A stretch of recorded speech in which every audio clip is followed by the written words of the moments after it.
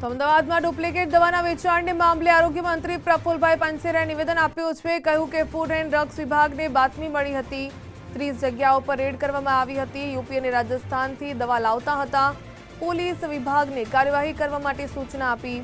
નકલી દવાનું પગેરું મેળવવા માટે કામગીરી ચાલુ। દવાઓ લેબમાં ચકાસણી માટે મોકલાઈ છે। 1.70 લાખનો મુદ્દામાલ પણ જપ્ત કરવામાં આવ્યો। જેબી કેમિકલ્સ અને ફાર્મા કંપનીની સ્ટાન્ડર્ડ દવાઓનું ડુપ્લિકેટ દવાનું વેચાણ થતું હતું। એ દવા જ્યારે અહીંયા ગુજરાતના નિકાડિયા